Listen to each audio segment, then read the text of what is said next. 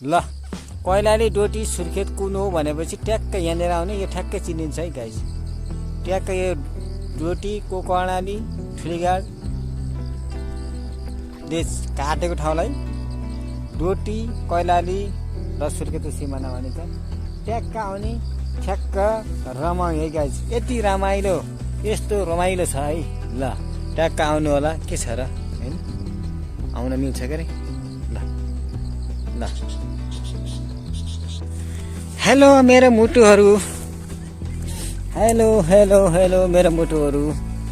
ल यो साँझको टाइममा मिरमिरेको साँझको टाइममा ट्याक्क हामी चाहिँ बाँदर हेर्ने है। एकचोटि दिनभरि बाख्रा चराइयो, अब यो बाँदर हेर्न एकचोटि खेतमा जानुपर्ने स्थिति आयो। यो साँझको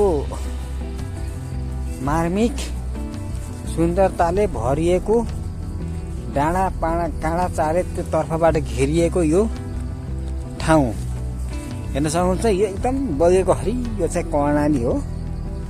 यसलाई कर्णाली नदी भनिन्छ। यो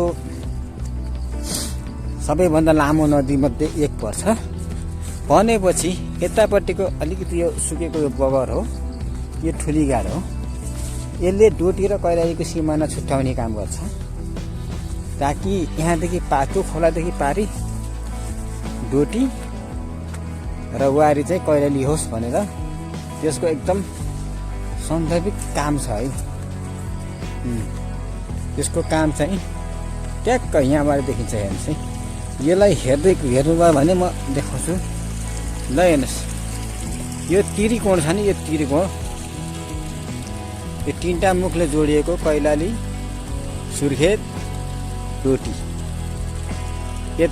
यतातिर कैलाली म भएको ठाउँ, यो पारीको यो सुर्खेत, यो चाहिँ डोटी है। यस्तो मर्मिक ठाउँ ट्याक्क मिलाएर हिँड्ने घुम्ने ट्याक्क। अब हामी भिडियो सिडियो बनाउने ट्याक्क हिँड्ने यी रमाइलो क्षणहरू। यता हेर्नुहोस्, उता कसैलाई आगो फुकेको कारणले गर्दा तुवालो लागेको छ है। तुवाले मर्म यो ठाउँ भएको छ। कोही भाग्छन्, कोही नाग्छन् है। एकदम सुन्दरताले भरिएको ठाउँ हो। अप्ठ्यारो अनकन्दार ठाउँ भए तापनि एकदम रमाइलो ठाउँ। अब यो हेर्नुभयो भने यसमा सायद कसैले पनि भ्लगिङले पनि भ्याउँदैन होला जस्तो लाग्छ मलाई। जहाँसम्म यो यस्तो पहाड ठाउँ भ्लगिङ गरेर त कहाँ हिँड्न सकिन्छ रे खुट्टाले। हामी त काम विशेषले भेटघाट विशेषले आएको कारणले गर्दा पो त यति राम्रो ठाउँ सुन्दरता मौनता यो यस्तो छ।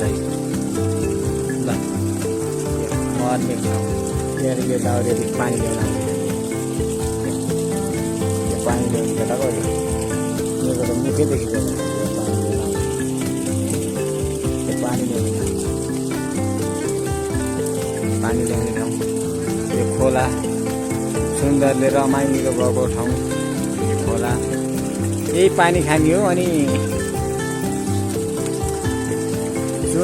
चुनावाला यी पानी ल्याउने है, पानी ल्याउने मान्छे त्यसरी भएको छ। हामी त यताबाट फेरि टक्क यसरी लाग्छौँ घुमघाम। मुटुहरू घुम्ने हो रमाउने हो भने जस्तै यो के रमाउनु दुःख पाउनु रमाउनु त सम्झिने हो। यो पानी हेर्नुहोस्, पहाडले चारैतिर पहाडले घेरेको होइन। हरियाली बिचमा अनकन्दार खोलाहरू,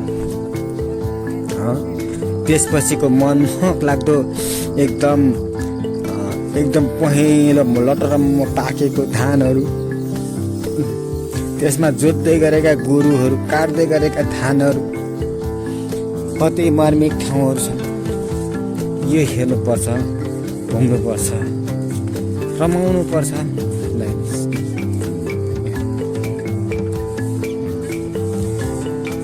चहकिलो छ, चहकिलो हामी यस्तो एरिया छ है।